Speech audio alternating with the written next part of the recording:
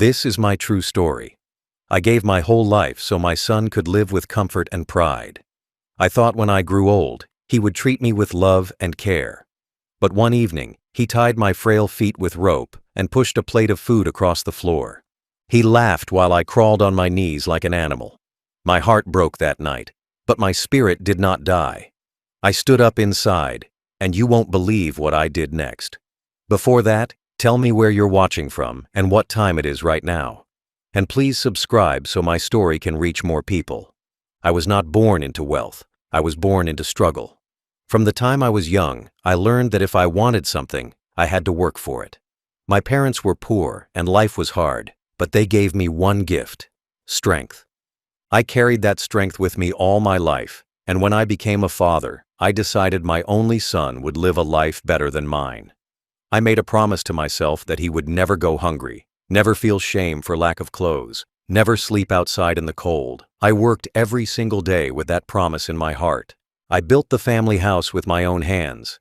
Every brick that stood in those walls was laid by me.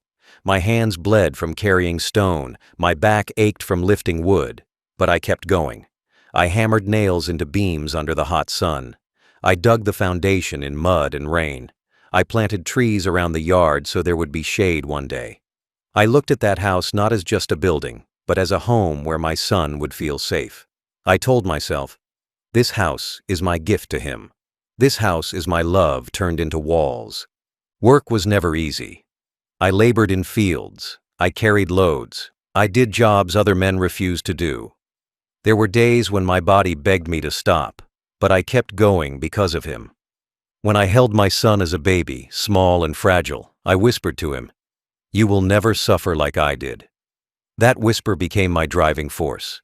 I ate less so he could eat more. I wore old clothes so he could wear new ones. I worked long hours so he could rest. My comfort never mattered. Only his did. When he grew old enough for school, I made sure he had the best books, the best shoes, the best chance at life. I woke early to walk him to class, even when my feet hurt and my back was stiff.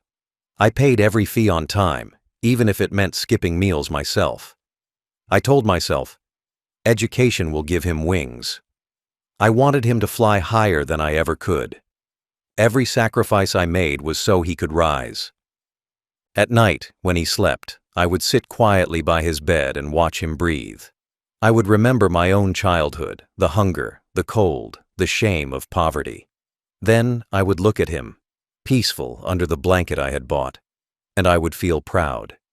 I would tell myself, this is worth it. This is what it means to be a father. My body might have been tired, but my heart was strong because it was filled with love for him. I never kept anything for myself. If I earned 10 coins, 9 went to him and 1 to the house. If I bought food, he ate first, and if anything was left, then I ate. I never once asked him to repay me. I only dreamed that in my old age, he would sit by me, care for me, and give me respect. I thought one day, when my hands shook too much to work and my legs grew too weak to walk far, he would be there to hold me up. That was my dream. That was why I worked so hard. The family house was my pride. I told everyone, this is for my son. When relatives came, I showed them the walls I had built and said, one day, this will be his. I never doubted him. I never imagined he would treat me with anything less than love. For me, building that house was like building his future. I wanted him to always remember that his father had worked, struggled, and built so that he could live in comfort. As the years passed, I watched him grow tall and strong. He wore clean clothes, he ate full meals, he played with friends without worry. Everything he had came from my sacrifice, and I was proud of it. I thought he would remember. I thought he would carry gratitude in his heart. I thought he would look at me with respect, knowing all I had done for him. But life is strange. What we give with love is not always returned with love. Sometimes sacrifice creates gratitude, but sometimes it creates entitlement. My son began to expect everything without thought. He saw the house not as my gift, but as his right. He saw the food not as my sacrifice, but as his due. He saw my work not as love, but as duty. He forgot that without me, there would have been nothing. I still held on to hope. I told myself, he is young. He will grow. He will understand. I kept quiet when he showed sharpness in his words. I ignored the small signs of disrespect. I convinced myself that love would return, but the truth was already written. My sacrifices had given him comfort, but they had not taught him respect. I had given him everything, but he had not learned gratitude. And so, the house that I built with my own hands, the food I put on his table, the clothes I placed on his back, all became weapons he used against me. I thought my sacrifices would build a bond of love. Instead, they built a wall of arrogance inside him. And I, the man who gave him everything, became the man he would one day tie and humiliate. Cruelty does not come all at once. It begins small, almost hidden, like cracks in a strong wall. At first, you tell yourself the wall is fine, that the cracks are nothing, that time will fix them. But little by little, the cracks grow deeper, and one day the wall falls. That is how it was with my son. His cruelty began in small ways, and I, blinded by love, ignored them. I told myself he was young, that he was careless, that he would grow into respect. But instead, he grew into arrogance, and arrogance became cruelty. The first signs came in his words. When he was younger, he called me father, with warmth. Later, his voice turned sharp. The word father sounded heavy, almost like an insult. He would sigh loudly when I asked him to help carry something. If I asked him to sit and talk with me, he would roll his eyes and say he was too busy. I told myself it was nothing, but deep inside, I felt the shift. Respect was fading. Soon, the joke started. He laughed at the way my hands shook when I held a cup of tea. He mocked my slow steps when I walked across the yard. "Do you need a stick already?" he would say, laughing. His friends laughed with him. I tried to smile, to take it as a joke. But inside, it cut me. A father who once carried him on his shoulders was now laughed at for his weak legs. A father who once fed him with steady hands was now mocked for trembling fingers. At family gatherings, he began to treat me like a burden. He interrupted me when I spoke, finishing my sentences with careless words. He answered questions for me, as if my voice no longer mattered. If I tried to share advice, he would wave his hand and say, "That was your time, old man." "Things are different now, old man." That was what he called me, not father. And each time, the words stabbed my heart. Meals became another sign. When I was strong, I always made sure he ate first. But when I grew weak, I noticed he no longer cared if I had food on my plate. Sometimes he ate quickly, leaving nothing for me. Sometimes he delayed meals, letting me sit hungry while he laughed with his friends. I sat in silence, stomach empty, telling myself that tomorrow would be better. But tomorrow was always the same. Commands replaced kindness. "Bring me this. Do that. Stay there." His tone was cold, sharp, and final. There was no please, no care in his words. I obeyed because I was his father and I loved him. But love began to feel like chains around my neck. I thought silence was strength, that patience was wisdom. But silence only gave him more space to grow cruel. I still remember one evening when I asked him gently, "Son, could you sit with me for a while? I feel lonely." He looked at me and laughed. "You're old. What could we even talk about? Go rest." My heart sank. That was the moment I realized he no longer saw me as a man with wisdom or as a father with love. He saw me as nothing more than an old shadow in his house. Sometimes at night, I lay awake remembering the boy he once was. I remembered how he used to run to me after school, hugging me tightly, showing me his marks with pride. I remembered how he cried in my arms when he was sick, trusting me to comfort him. I remembered how he once called me his hero. But those memories only made the present more painful. Because now, that same boy mocked me, ignored me, treated me like I was worthless. The neighbors began to notice too. They saw how he spoke to me in public, his tone sharp, his words cold. Some shook their heads in pity. Others whispered behind my back, I carried the shame quietly, hoping my silence would protect him. But silence only protected his pride, not my dignity. Each day I told myself, he will change, he will remember, he will realize. But each day his cruelty grew stronger. The first signs, which I once ignored, became warnings I could no longer deny. He had lost respect for me, and when respect is gone, love soon follows. I tried to forgive the small things, the sharp words, the laughter, the delays at meals. I told myself a father should endure. But I did not know that these were only the beginning. Cruelty does not stop at words. Once it finds space, it grows bolder. And one day, it goes beyond words into actions. Actions that cut deeper than any insult. Actions that break the heart of a father. That day came for me. A day when my son would not only speak cruelly, not only laugh at my weakness, not only treat me like nothing. A day when he would tie my feet, push food across the floor, and force me to crawl like an animal. A day when the cracks became a broken wall. A day when love finally died inside me, replaced by resolve. The evening that destroyed the last piece of hope in my heart began quietly. I was sitting alone in the house, weak and tired from the day. My legs ached, my hands trembled, and my stomach was empty. I waited for food, thinking perhaps tonight he would bring it kindly. I told myself, he is still my son. He will not let me starve. But I was wrong. He came into the room holding a rope. His face carried no warmth, no respect, no love. His eyes were cold, his lips curled into a smirk. He looked at me not as a son looks at his father, but as a master looks at a slave. Before I could even speak, he bent down and tied the rope tightly around my frail ankles. My body shook as I asked softly, "Son, what are you doing?" He ignored me. His hands pulled the knots hard, the rough rope biting into my weak skin. When he finished, he stood and pushed a plate of food onto the floor. The plate slid across the tiles until it stopped near the doorway. Then, with laughter in his voice, he said words that froze my soul. "Crawl for it. Eat like the dog you are."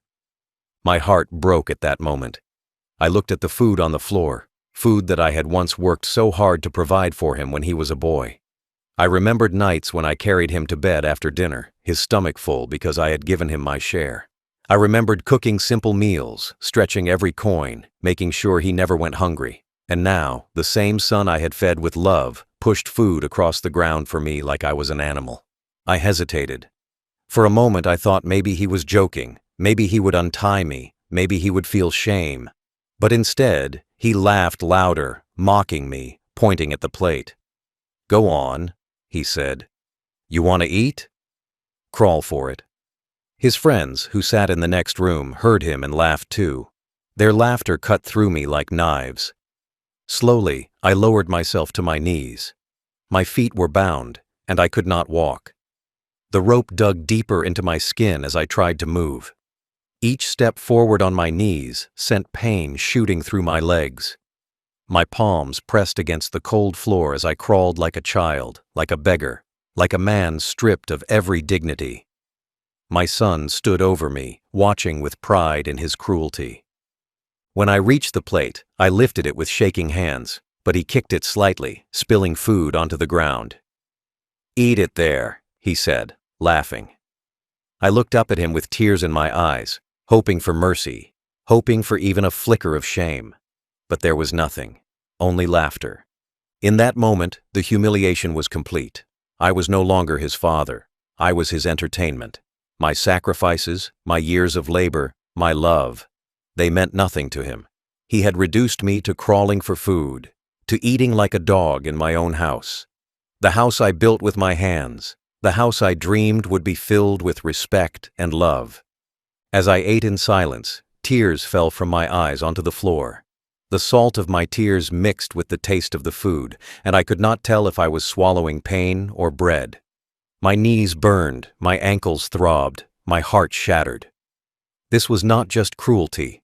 This was betrayal, a betrayal deeper than any wound. I remembered carrying him on my shoulders across the same house when he was a boy. I remembered feeding him with my hands when he was too small to eat on his own. I remembered telling him bedtime stories, watching him fall asleep with a smile. And now he forced me to crawl in front of him, mocking the very love that had raised him. Neighbors heard the laughter that night. They saw me later, crawling slowly back to my bed, my face pale, my body trembling. Some turned away in silence, ashamed for me. Others whispered among themselves, "How could a son do this?" But none of them stepped forward. I was alone in my humiliation, carrying pain no father should ever know. That night, when I lay on my bed, my body sore and my stomach still empty, I knew something had died inside me. My hope, my patience, my silence, all were gone. I had endured sharp words. I had endured mockery. I had endured being ignored. But this was different. This was the moment my son crossed a line that could never be crossed back. He tied my feet. He made me crawl for food. He laughed while I suffered. And as I lay in the dark, one thought burned in my heart. He thinks he owns this house. He thinks he owns this future. He thinks he owns my name. But he has forgotten. Everything is still mine. The deeds, the will, the papers, all are in my name. He may tie my feet, but I still hold the pen. And with that pen, I would take back everything. When the cruel act was over and I was left alone in my room, the silence pressed down on me heavier than any rope ever could. My ankles still burned where the rope had cut into my skin. My knees were raw from crawling across the hard floor. My back ached from bending down to reach the food he had pushed across the tiles like scraps for a stray dog. But none of that pain compared to the wound inside my chest. That wound was deeper than flesh. That wound was humiliation. I lay on my bed that night, staring at the ceiling, and I asked myself again and again, how did it come to this? How did the boy I raised with love turn into the man who tied my feet and laughed as I crawled? My heart could not find an answer. I closed my eyes and saw flashes of the past. Moments that should have been beautiful, but now burned like fire in my memory. I saw myself carrying him to bed when he was small, his little arms wrapped around my neck. I saw myself feeding him warm food with my own hands when he was too young to feed himself. I saw myself working long days in the sun, sweat running down my face, just so I could put food on the table for him. All of those sacrifices, all of that love, all of those dreams, repaid with a rope, with laughter, with humiliation. The silence that night was not peaceful. It was loud inside my head. Every sound of his laughter echoed in my ears, bouncing again and again until it broke me. I pressed my hands to my ears, but the sound would not stop. I tried to tell myself it was only one moment, only one act, but my heart knew better. It was not one moment. It was the truth revealed. It was the final proof that love had died inside him. I thought of the neighbors who had seen me crawling. I thought of the whispers that must have already begun. Did you see? The old man crawled for food in his own house. Shame covered me like a blanket. Dignity, the only thing an old man has left when strength is gone, had been ripped from me. I wanted to hide, but there was nowhere to go. The house I had built with my hands had turned into a prison of shame. As I lay there, tears rolled down my cheeks. They were not tears of weakness. They were tears of a father who realized the son he raised with love had become his tormentor. I wiped them away quickly, not because anyone could see me, but because I did not want to see myself broken. Yet, deep down, I knew I was broken. Something inside me had cracked. But even in humiliation, a small flame remained. I realized that while he had tied my feet, he had not tied my spirit. While he had made me crawl, he had not taken away my choice. While he had mocked me, he had not erased my power. Because the truth was simple. The house was still mine. The deeds still carried my name. The law still recognized me as the owner. And as long as I lived, he could not change that. I remembered sitting with my lawyer many years ago when I first wrote my will. The lawyer had said, "As long as you are alive, you decide what happens. No one else can." At the time, I had not thought much about those words. I had written everything in my son's name, trusting that love would last. But that night, lying in silence with the sting of rope still on my skin, Those words came back to me with force. You decide. The humiliation I felt that night was not the end. It was the beginning of something else. My silence turned into thought. My thought turned into resolve. My resolve turned into strength. He thought he had broken me, but in truth, he had awakened me. The next morning, I sat by the window, weak but steady. My body still carried the marks of humiliation, but my mind carried something greater. Clarity. I watched the sunlight fall on the walls of the house, and I whispered to myself, he thinks this is his house. He thinks this name is his, but both belong to me, and I will take them back forever. The silence of that night became the seed of justice. My humiliation would not end as shame. It would become the weapon I used to cut him away from everything he thought was his. He had tied my feet, but soon I would cut the rope that tied him to his future. My son thought that tying my feet and making me crawl for food proved he was the master of the house. He thought my weakness meant I had no power left. He believed that because he was young, strong, and loud, he controlled everything. But he had forgotten the truth. Power is not only in muscles. Power is not in cruel laughter. Power is not in rope or commands. Real power is in control of the future, and the future still belonged to me. The house where he mocked me was built by my hands. Every wall, every nail, every stone carried my sweat. The deed of that house carried my name, not his. The land under his feet was mine, not his. The money in the bank, saved from decades of labor, was still mine, not his. Even the family name he carried, the name he boasted about in front of others, was my gift to him, not something he created himself. Without me, he was nothing. Without me, he had nothing. But arrogance blinds a man. My son forgot that his comfort came from my sacrifice. He forgot that his roof came from my labor. He forgot that the food he ate came from my hands. He forgot that the respect he once received in the community came only because of my name. He looked at me crawling and thought he had won. But he did not realize that the old man on his knees still carried the pen. And the pen is stronger than the rope. I remembered the words of my lawyer from many years before. As long as you live, you decide what happens. Nothing can change without your will. Those words became my strength. My son thought I was powerless because my body was weak. But I still had my mind. I still had my right. I still had my choice. And choice is the greatest power of all. Each night after the cruel act, I sat in silence and reminded myself, he may control the meals, but I control the inheritance. He may tie my feet, but I control the deeds. He may laugh at me today, but I control tomorrow. Every insult he gave me only sharpened my resolve. Every act of cruelty reminded me of the truth. He had tied himself, not me. He had tied his own future to his arrogance. He had tied his fate to his cruelty. Neighbors whispered about what he had done. Some said, the son is cruel. Others said, but the father still holds the papers. They were right. Papers outlast ropes. Deeds outlast insults. The law outlasts cruelty. My son had forgotten this, but I had not. I thought of the house. If I left it to him, it would be filled with more cruelty, more shame. If I left it to others, it would be filled with respect, maybe even joy. I thought of the land. In his hands, it would rot. In the hands of someone honest, it would feed families. I thought of my name. On his lips, it was dirtied. On the lips of strangers who respected me, it would shine again. And so I sat, day after day, looking at the scars on my ankles from the rope, and I reminded myself that those scars were not marks of my weakness. They were reminders of his. Because a son who ties his father's feet and forces him to crawl for food is not strong. He is weak. He is pitiful. He is a fool who does not see the power still in the hands of the man he mocks. He believed cruelty made him master of the house.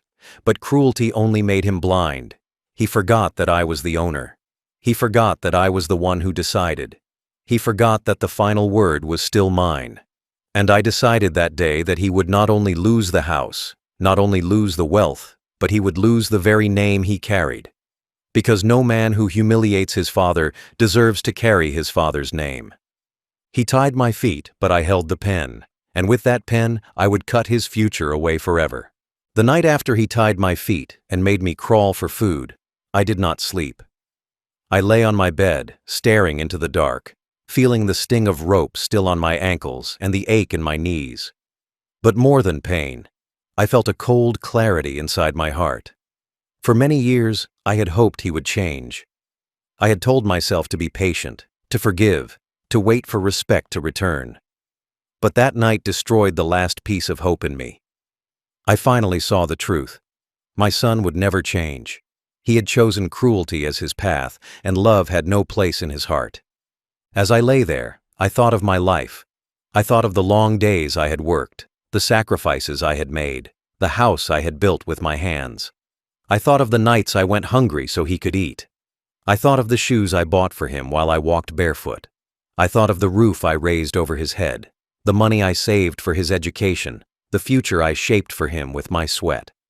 And then I thought of how he tied my feet and laughed while I crawled for food. The contrast was so sharp it felt like a blade cutting into me. That was the moment I decided. He would never inherit anything from me. Not my house, not my land, not my money, not even my name. The decision was not made out of anger, it was made out of dignity. I told myself, if I leave everything to him, I betray myself. I betray my sacrifices. I betray the meaning of being a father. A son who humiliates his father is not worthy of inheritance. A son who mocks the hands that built his life is not worthy of carrying on the legacy. My decision was clear. I would cut him off completely. At first, a part of me hesitated. Blood is blood. A father's love does not die easily. I asked myself, can I truly erase him from everything?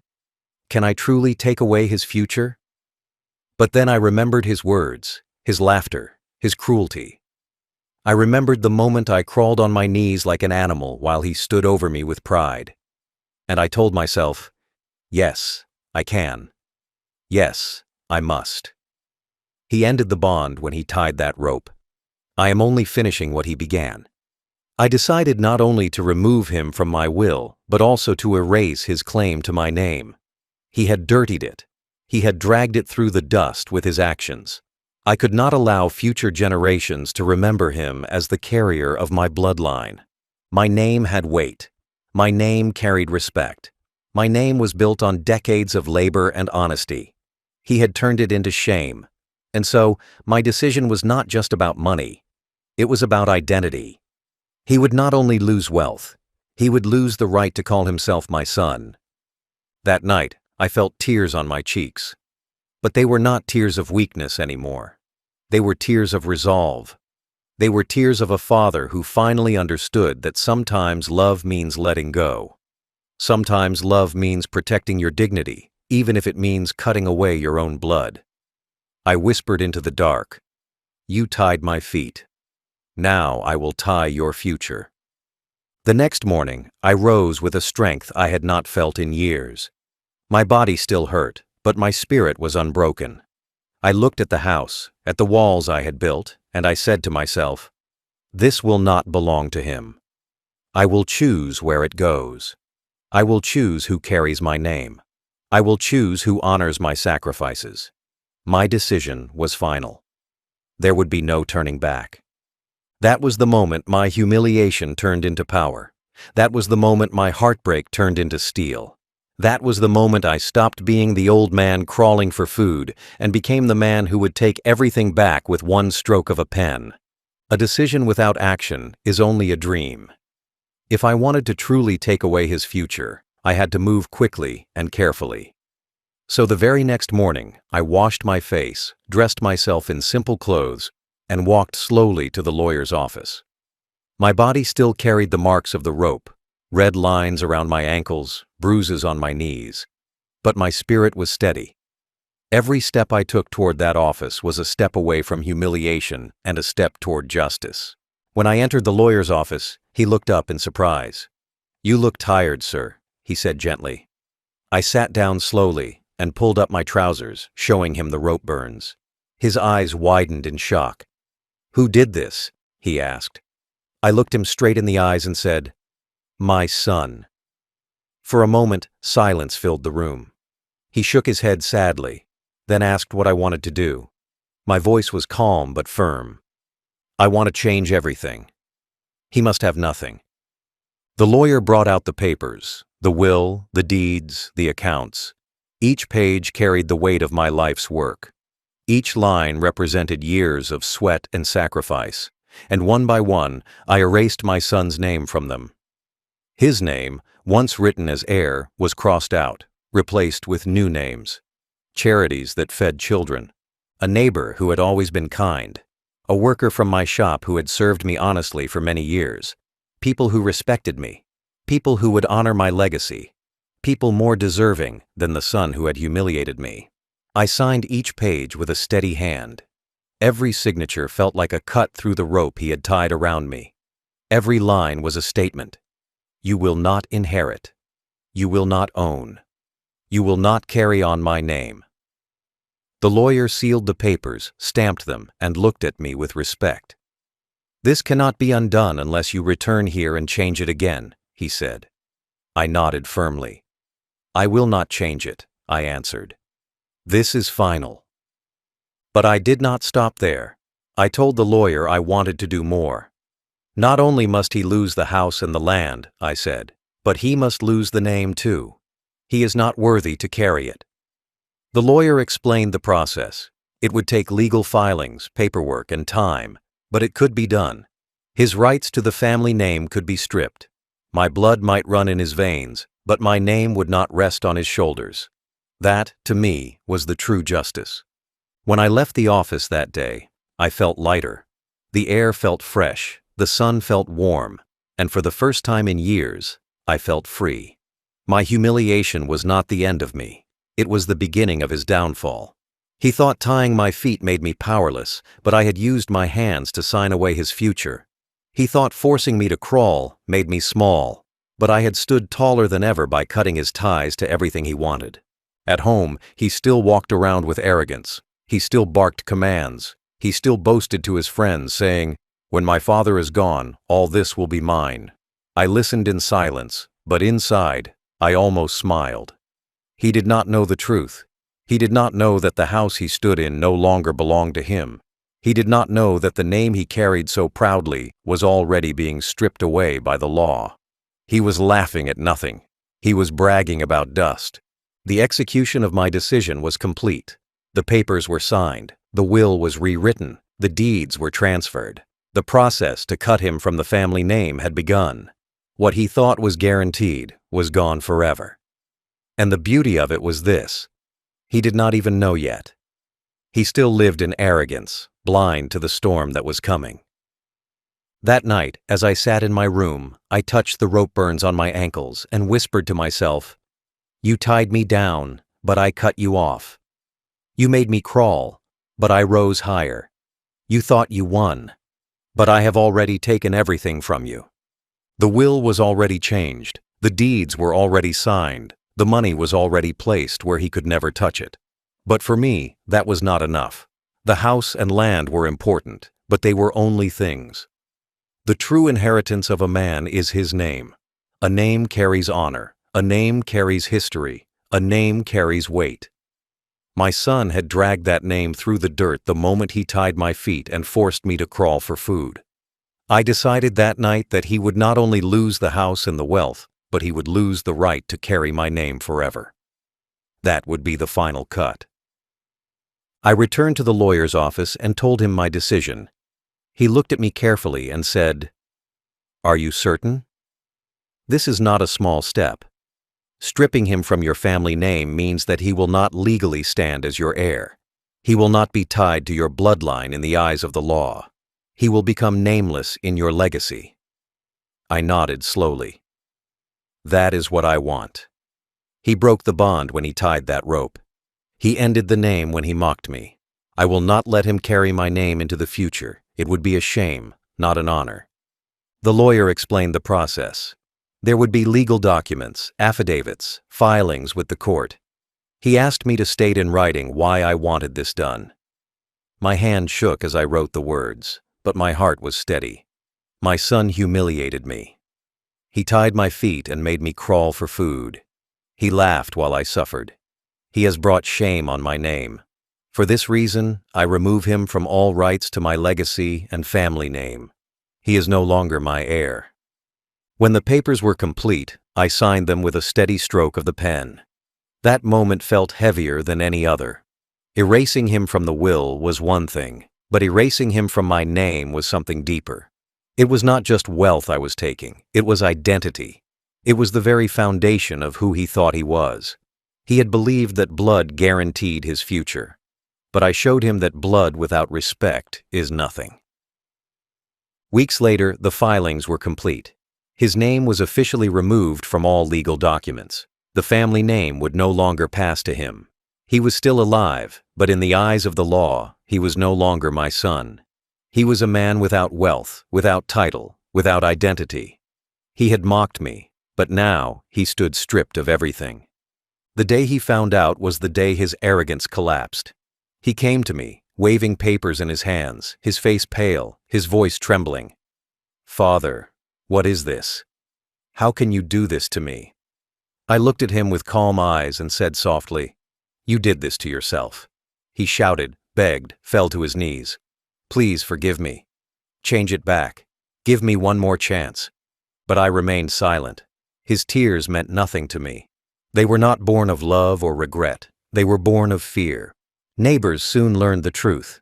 The man who once walked proudly, boasting of his inheritance, was now nameless and empty. They whispered about him in the streets. He forced his father to crawl for food, and now he has lost everything. His friends abandoned him. His relatives turned away. Even his children, confused and ashamed, stopped carrying his surname. The name that once gave him pride was gone, and without it, he was nothing. For me, it was not revenge for the sake of pain. It was justice for the sake of dignity. I could not let my sacrifices, my life's work, my family name, fall into the hands of cruelty. I had built that name with honesty, with labor, with sacrifice. I had carried it with pride through struggle and hardship. I would not allow him to destroy it with his arrogance. The final cut was not just about punishing him. It was about protecting everything I stood for. That night, I sat by the window and looked at the stars. I touched the scars on my ankles where the rope had cut me and whispered to myself, "He tied my feet, but I cut his name. He made me crawl, but I made him fall. He thought my house and my name were his forever, but now they are gone from him forever." The day the news spread that my son had been cut from my will and stripped of my family name, the whole town began to whisper. It was as if the wind itself carried the story from house to house. Neighbors who had once looked at me with pity now looked at him with disgust. They said, "This is the man who tied his father's feet and made him crawl for food. This is the man who laughed while his father suffered. His cruelty was no longer a secret. It was his shame, and everyone knew it." People who once respected him for being my son turned their faces away when he walked past. Relatives who once visited him stopped coming. Friends who drank and laughed with him no longer called. Even the shopkeepers in the market began to whisper when he entered. He had been proud once, walking tall, boasting that he would inherit the house, the land, the wealth, and the name. Now he was a man without wealth, without property, without name, without respect. At home, he stormed into my room, waving papers and shouting, his voice filled with rage and fear. "Father, how could you do this? You have destroyed me. Give me back the house. Give me back the name. Change the will." His face was red, his body shaking, but I sat quietly, calm as stone. I looked at him and answered with only one sentence. "You destroyed yourself." My words silenced him. For a moment, he stood there frozen, realizing the truth. Then he collapsed into a chair, covering his face with his hands. The fallout grew heavier with each passing day. His wife, once proud to call herself part of our family, could not bear the disgrace. She gathered her things and left with the children. They no longer carried my surname, and without that name, they carried no pride, only shame. She told him coldly, "You mocked your father, and now you are nothing." Her words were louder than any judgment the world could give. With no family, no wealth, and no respect, he turned to begging. He went to relatives asking for help, but they turned him away. They said, "If you can tie a rope around your father's feet, you can do worse to anyone. We cannot trust you." He went to old friends, but they laughed bitterly and said, "You laughed at your father, now the world laughs at you." He walked the streets alone, his head low, his steps heavy. I watched all of this quietly. I did not celebrate, but I did not feel pity either. This was not punishment from me. This was the natural result of his own choices. He planted cruelty, and now he was harvesting disgrace. He thought forcing me to crawl made him powerful, but in truth, it only made him powerless. He thought tying my feet made me weak, but in truth, it only gave me strength to cut him away. The house stood tall, but it was no longer his future. The land stretched wide, but it was no longer his inheritance. The family name carried weight, but it no longer belonged to him. He had lost everything he thought was guaranteed. He had gambled with cruelty, and he had lost. Neighbors often came to me and said, "Old man, you did the right thing. A son who humiliates his father does not deserve to carry his name." Their words gave me peace. For years, I had suffered in silence, thinking no one saw my pain. But now, the truth was open, and the shame was his, not mine. My son, once arrogant and proud, was now empty and broken. He no longer had a roof to claim, no land to walk on with pride, no name to introduce himself with. He had nothing. And in that nothingness, he finally learned the meaning of respect, not through love, but through loss. The fallout of his actions was complete. He was no longer the son of a respected man. He was no longer an heir. He was no longer even a name in my legacy. He was just a man who lost everything because of his own cruelty. After everything, I finally found peace. For years, I had lived with hope that my son would love me, respect me, and carry my name with pride. That hope was broken the night he tied my feet and made me crawl for food. But from that humiliation came clarity. I realized love cannot live where cruelty rules. I realized respect cannot survive where mockery grows. And so I cut him off, not with anger, but with justice.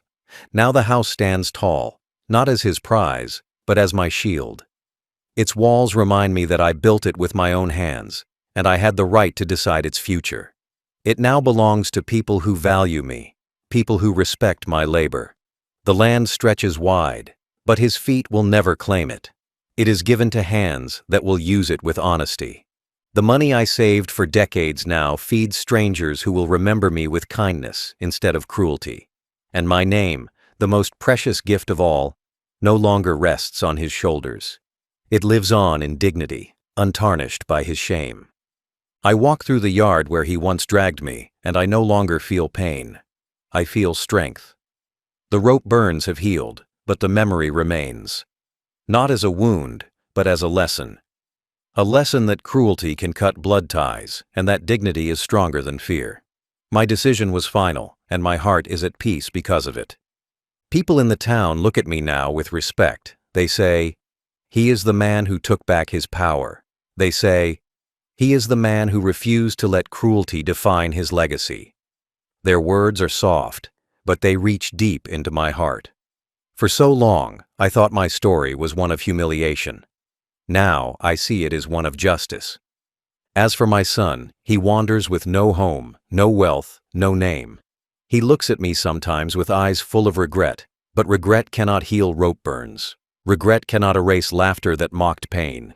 Regret cannot give back respect once it has been broken. His fate is his own making, and I no longer carry his burden. I live now surrounded by quiet. Not the quiet of fear, but the quiet of freedom. I eat my meals in peace. I sleep without nightmares. I wake each day knowing I am no longer under the shadow of his cruelty.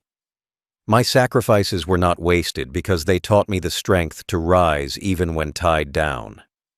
This is my justice, not through fists, not through shouts, but through law, through legacy, through choice. I did not strike him. I did not curse him. I simply cut the rope he tied around me, and then I cut the rope that tied him to my future.